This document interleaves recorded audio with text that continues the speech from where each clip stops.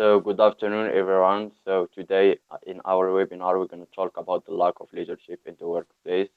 First, we're going to see how Yousra is doing with So good facing afternoon, these everyone. problems and Today, obstacles our in webinar, we're going to talk her as a CEO in her company. So after it, Belhimer, Fatima-Zahra will talk about the impact of bad leadership, and will come Alae Berradi with lack of confidence, and at least Mohammaed will touch the side which we could know how to become a good leader. And after it, we're gonna open a discussion to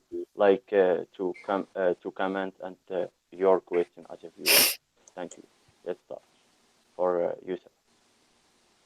So, good evening, everyone. I hope you're all doing well.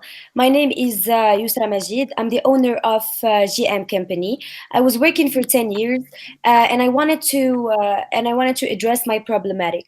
I think that I do everything for the company to succeed, but I still don't make profit. I pay my employees very well, and I try to give them all the information they need and the instruction, but I still don't make it. I want you to clarify things to me because I still don't get what's the problem. The employees doesn't really respect me. They come really late to work and they leave early, and they lost all the respect and the interest towards me and the company. And I don't really blame them because who respects a company that doesn't make profits as long as the owner?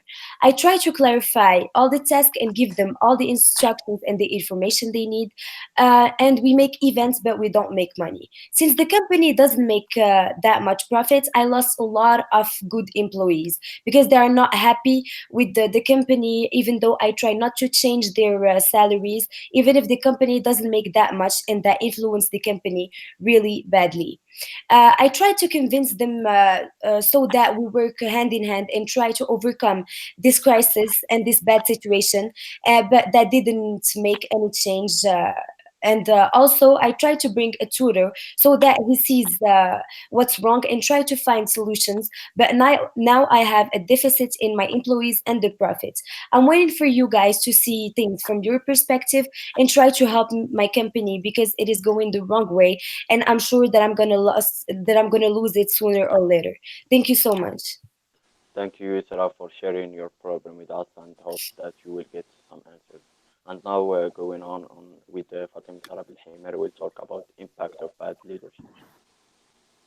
Good evening, everyone. My name is Fatima-Zahra, and I am here today to clarify for you and to Miss Yousra what are the main negative impacts of a lack of leadership within a company. So, as you can see, a lack of leadership could easily be a very, very big problematic in the workplace since it creates different and very bad consequences. I would start by talking about how a leader, if it could be a CEO, it could be a manager, it could be anybody who doesn't have the ability of giving directions to the team, which can be due to his own lack of having a vision of having a poor vision or this tunnel vision where a leader cannot listen to what others have to say and the opinion of the others, what bothers them or whatnot. This can directly be and lead to a big failure. Kron says that not providing direct and very clear expectations and direct instructions to the employees could keep them from understanding their main job and mission. Therefore, this a lack of inspiration is created, a lack of motivation, or the creation of a sustainable value within the workplace could directly that can be, for example, by providing an encouraging atmosphere for the workers to live in and to work in, and or coordinating between a task uh, of two employees or two different departments. This will directly lead to a lack of collaboration. The second point that goes hand in hand with this lack of collaboration is the low morale. When an organization or a leader fails and refuses to invest in her or his employees, to understand them, to motivate them, to allow them to have a very good workplace and atmosphere to be happy to work, and also inspiring them to prove their abilities and skills through um, giving equal opportunities and being fair to everybody. For example, if a leader favors an employee over another for no clear reason, this discouragement will directly lead to a fall in their engagement level, and therefore a low morale will have taken place in our organization, and therefore we will be living in a very toxic environment. This in its turn will have other potential consequences, such as a lack of discipline. As you said, your employees doesn't respect you anymore. They do not come at the in time, and they leave whenever they want. Um, and this also could lead to what lowers their productivity. Therefore, they will not work as much as they used to do, and your company will never succeed. Let me tell you about the Arizona Department of Public Safety, who made a survey in 2011, and that out of all the people surveilled and who said that they are working in a low moral environment, 67% of them blame it on the leader, while only 17% blame it on outside factors such as pay and other stuff. Another impact of leadership that I can think of would be the physical effect. We may not link it directly to it, but in fact, there is a very, very big link. The Center of Monetary and Financial Studies found in 2011 that working in an environment, a stressful environment, or just extra hours that you don't really want to do, does not only increase your likelihood of smoking or alcohol consumptions, but it also could enhance the hypertension, obesity, since a lot of people are finding less and less time to go exercise, and when they go home, they are just tired, and all they want to do is sleep and forget about the outside world. Um, and this could directly lead to depression, or what it is, could be even more serious would be cardiovascular illnesses. The last point that I want to point is that a lack of leadership can easily lead to mismanaging resources. They could be human, they could be financial. Uh, Imagine a leader that is unorganized, that doesn't know, that doesn't have a specific agenda to follow, and this will directly lead to misreporting records, income, expenses, liabilities, assets. Uh, an organization will not know what they have and what they have to do, and how much money they have, how much money in their cash flows. So this can directly lead the organization to financial and managerial problems. Thank you, Fatima-Zahra, for the information you just gave. I hope that it may help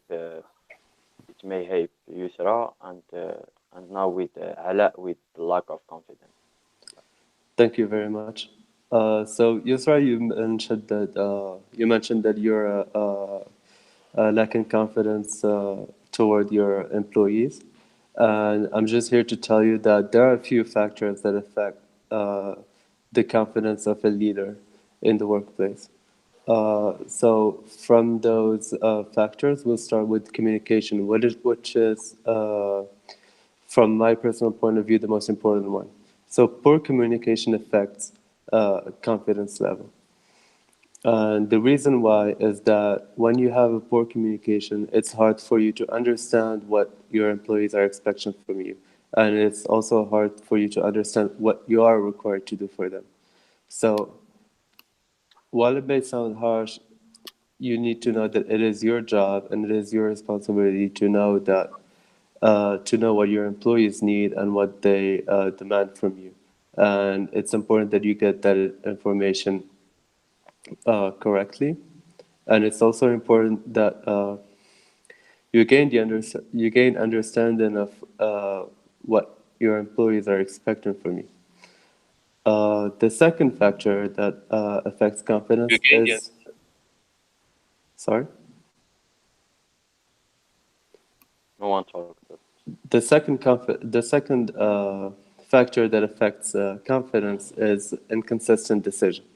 So it is important to understand that when you're in a position of leadership, whenever something happens, whenever it's time to make a crucial decision to lead the company, everyone will turn their eyes on you. So it is also your job to not only make the right decisions, but make the right decisions on time. So you need to know when to act and know when to tackle a crisis before it's too late.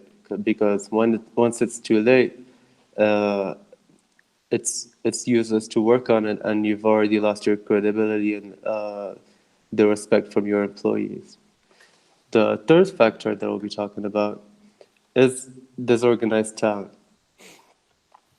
development. So you're in a position of you're in a leadership position, and you obviously know your company much more than anyone else in the world. So it is your job to know what are the talents and what are the soft skills that your company needs to move forward, and it is up to you to know those skills and work on them and start improving on them, not only by yourself, but also going back to communication.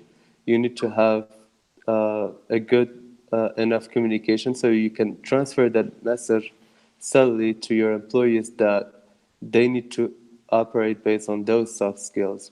And as a whole, you represent the image that you want your company or your entity to have. Uh, the next step, which is also one that is very crucial, is poor relationship building skills. So obviously you're working with human beings, so while it's still in the workplace and while it's still professional, it is still socializing and it's still dealing with strangers, basically. So uh, when you're put in that position, you have to know how to get around them, and you have to know how to make them comfortable, how to make them open up to you, and how to make them come to you for advice, because that's your job as the leader. And uh,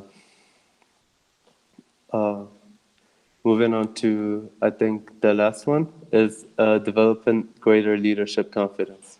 So this is obviously just a wrap up of what you need to do. Is that at the end of the day, while they're still your employees and while they still work for you, you're the one in power and you're the one in charge, and you need to embrace that in a way that you show your power and your credibility. So you mentioned earlier that your employees don't respect you and they come work late.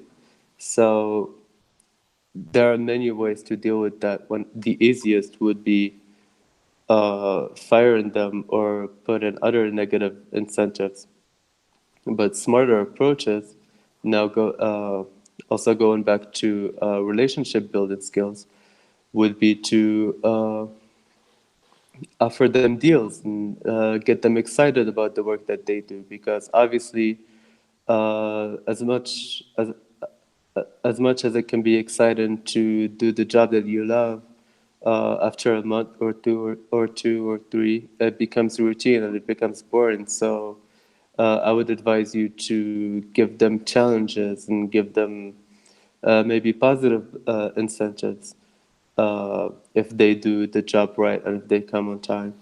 So that is also very important in order to keep your human capital alive and very proactive in your company.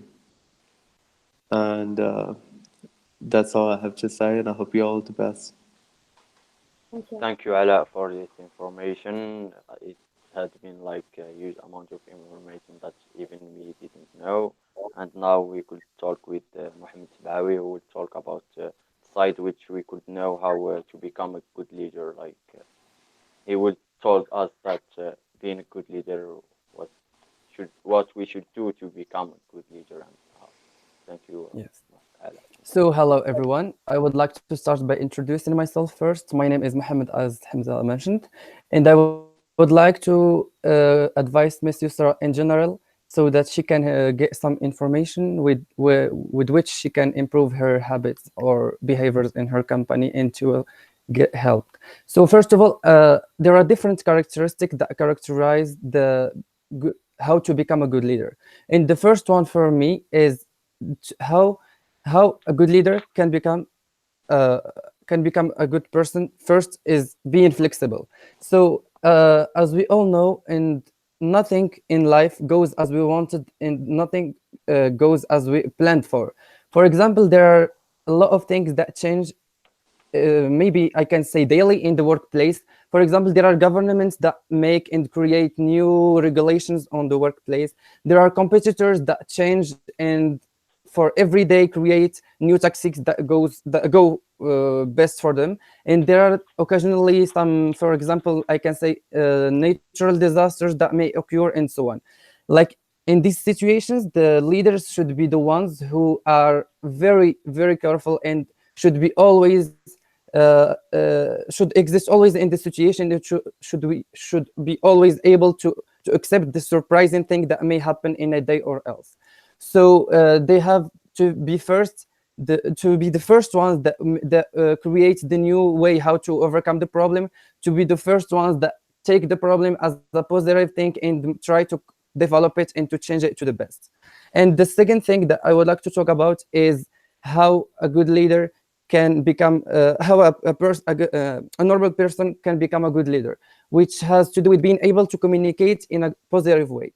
As we all know, everyone can communicate, everyone can have good communication skills and so on. But a leader has to have a different way of communication with their employees, has to have a high developing skills of communicating and so on. So as we all know, there are lots of people who talk a great game but deliver nothing. Like we say, as we all know, there are leaders who can have great speeches in their companies, who can have great talks with their employees, but at the end they only finish the speech and that's it, which has nothing to do with a good leader. I would like to say that communication is the first thing that a leader should take care of. And one of the very important things too is, uh, I can say, being courageous, having the tenacity, and being patient. Being courageous means the courage to stand alone whenever time of hard is there. The tenacity to not yield to pressure. As we all know, we all have some pressure moments in our lives. We live some moments where we feel that we are going to give up, but the winner is the one who never gives up. We can say the leader is the one who should be the winner. And for the passions is the very important thing in the workplace. The leader should be always passions and should keep fighting no matter how hard the situation is and no matter what happens. And sometimes the leader should take the three of the concepts at the same time. They should be courage, tenacity, and passion. And sometimes the leader have to develop them because not everyone has them, but they can be developed with time. And the next point that I want to mention here is the fourth point is being I can say being present and has to do with humility. For example, being aloof or above the employees is not something that a leader has to have in his or her daily life with their employee. Leaders should be able to talk to their employees and respect them and respect all the employees of all the levels in the company, no matter what they are working. Maybe they are less than the leader, maybe they are less than others, but they should be respected. And they should be, for example, I can say if the leader gives a reward to a person of them one of them, or she should give all to all the people the same thing, that she can that she can feel appreciated like others. And the last but not least point that I want to mention here is being responsible, and I leave it to the end because it's the must thing that should be done, and especially for Miss Yusra, that I wanted to her to know. Because being responsible, for example, in case where there is a blame or a loss in the company, and as I heard that you said there is no profit in your company, you shouldn't blame your employees because they are your employees. You are the leader. You should accept the blame. You should find the first way that will deal that with which you will deal with the problem. You should accept it with a positive way and then deliver it to your employees so they can help you find the solution and not blame them only and give them the whole responsibility. They should be as soon as but it also means that the clothes are appropriate. They should be as soon as that happens. A good leader is born that day when you deliver the things in a positive way. And I would like to finish by saying that effective leadership is important for the well-being of our workplace. In fact, a successful leader is able to increase the effectiveness and enhance of the performance in the company. And I hope that Ms. Yusra will benefit and get some info from our delivered webinar. Thank you so much. Thank you, Mohammed, for this information, and thank you all. Now we're gonna open a discussion with the viewers to answer their question and to get them as many information as they want. So let's start with the first question is from Hiba bin Kharabad. He said that leadership in the workplace is really important. And now for Amal bin Ali, she said that how can the person be a leader, and does anybody could be a leader? So it's like Yeah, I can go for the question of does anyone can be a leader. As I said, as I mentioned, that everyone can become a leader, because a leader is not something that is hard to be done or something that has much more responsibility than a person capacity. But the thing is, being a leader, it has to do with development. It has to do with having a skill that should be developed. For example, everyone can communicate, but a leader has to communicate in a developing way. Everyone can have the courage and can overcome the pressure, but a leader has to have much more energy and much more power to solve the problems that we'll be facing. And the leader should be the first one solution maker and not problem maker, because when the leader creates a problem, the employees will automatically get affected and not find the solution to be solved, to solve the problem. Yes, I will answer the question of Berradi al-Barini. What is the most important? What is the most difficult part of being a leader? So, as Mohammed said, being a leader is not an easy task, because you have to be always energetic. You should always solve the problems. You should always manage your employees. You should not give up on your employees. Even if your employees give up on you, you should not give up on them, because you should teach them. You should give them information. You should always manage them and not give them up, because if you give them up, you will give up your company and your chance to be a good leader. So, as I said, and I mentioned before, I had a lot of difficulties with my employees, but this is not the reason for me to give up. That's why I asked for your help, guys, and what you said really helped me. And thank you. and now for the question of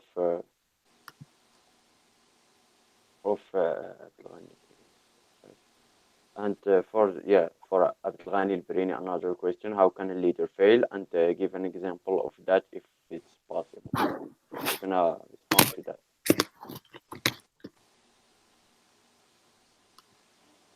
So, how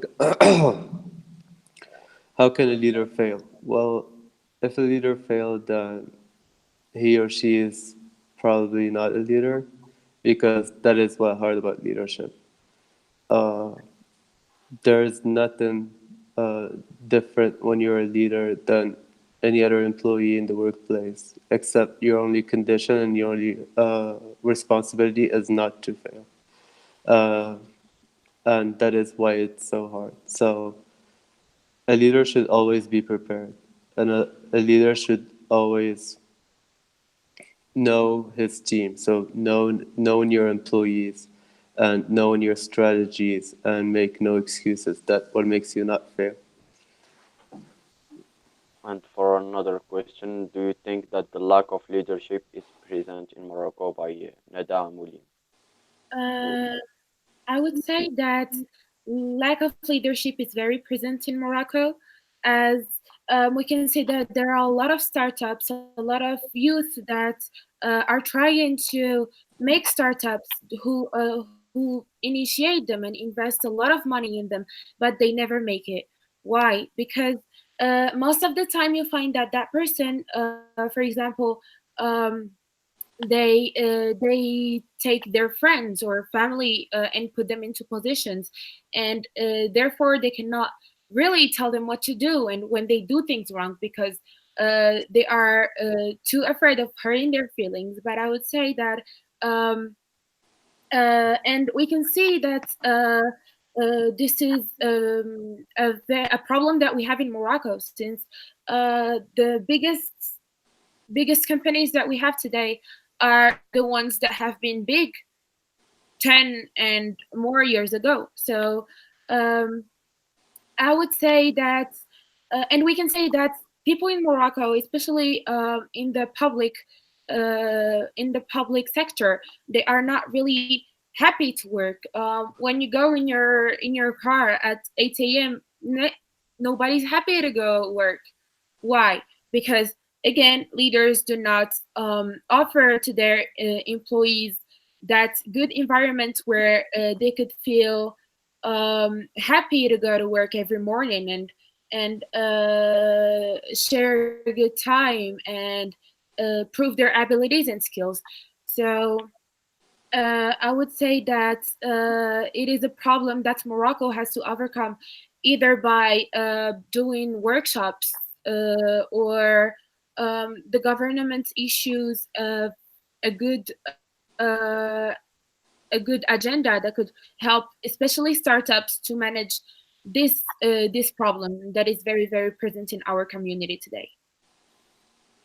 Thank you, Tatum, for thank you, Fatima-Zahra, for this input. And now we're gonna answer another question for Abdelghani al-Brini.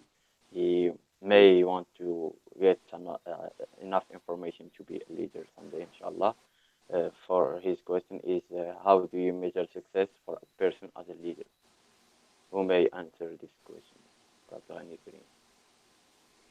Uh, so, as I mentioned before, with the leadership confidence, being a leader is all about your psyche, it's all about your personality, it's all about how you present yourself. So, technically, there is no formula that would measure your rate of success, or if you will fail, or if you will succeed.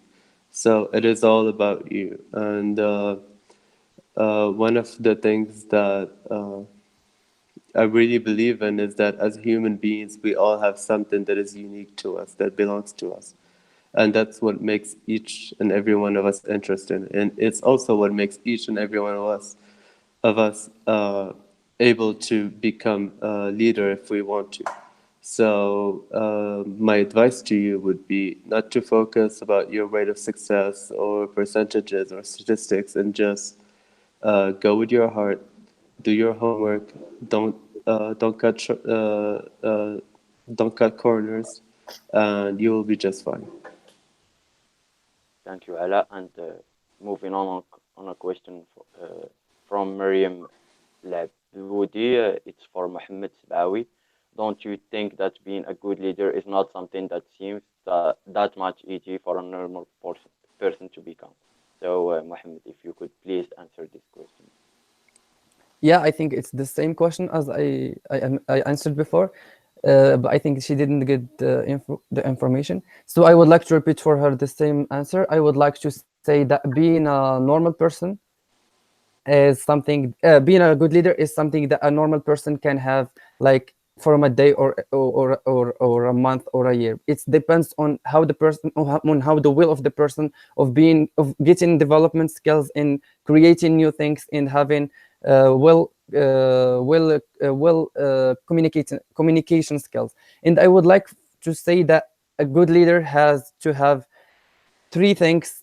For me, I think that he or she has to have three things set. For the first thing is being honest. The second thing is integrity, and the third thing is being fair, which has to do with giving the being equal between employees.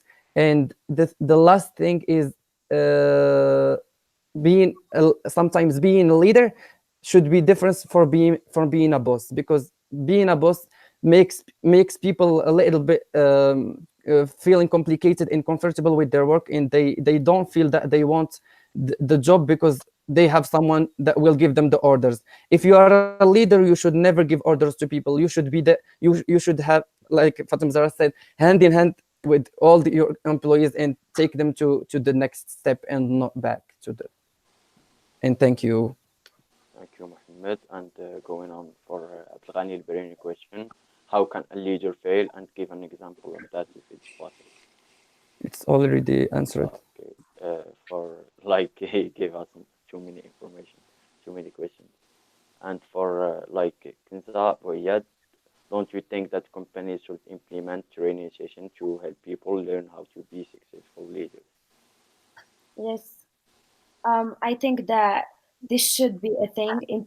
We should implement training sessions to help people learn how to be successful leaders, because it's not something that can be learned in an easy way. It should be practiced. It should be taught, and it should be like people should have experienced things to become a successful leader. So yes, Kintabu Iyad, I think that training sessions should be a thing in companies, so that people can become successful leaders in the future, because it's not something that just it's not a talent. It's something that can be learned throughout the years. Thank you for your input. And going on to the question of Fatima-Zahra Bakari, she said that, do you think humor or strategy plays a role in dealing with problems related to leadership? Who would answer this question by Fatima-Zahra? Maybe Fatima-Zahra. Yes, yes, I believe that the HR department of every single company has a huge responsibility of managing employees. So, um, I would say that if the HR department in the first place um, tries to accept and look for employees that share the same values, and that they tell them about the company's culture in the first place, would be a great idea to implement the ideas of leadership, and how a good leader should be. Because at the end of the day, the HR department are the one who uh, bring our employees to our organization, and it is by feeling good within a company and doing good, and sharing your abilities and skills that you upgrade, and your future you can see your future within a company. So I think the HR department has a huge role in implementing a good leadership within a company. And moving on for the question of Umayma Minouni, do you think that a young person could be a good leader? Like, I don't think that being a good leader is something related to the age or anything. It's you can be a good leader at even 10 years if you want. It's something that, like I said earlier, it's not something that you're born with. It's something you practice. So if you have a good experience, if you practice leadership, if you have a good leadership mind, if you had the tutoring, if you had like I said, sessions, I think that you can be a good leadership at whatever age. We can find a lot of good leaderships at 25 years old, better than others that have 45 years of experience. So I don't think that being a good leadership is something related to the age. This is just a detail. Thank you. thank you, Isra. And another question from Trini. What is a leader best asset? So, Mohammed answer this question. I didn't hear the question. Can you repeat, please? Uh, what is a leader best asset? So, what is a leader What is the leader best at? asset? Okay. Asset. Ala? So, what is a leader's best asset? Uh, I said it first, and I said it again, and I'll just say it again. Your best asset is yourself.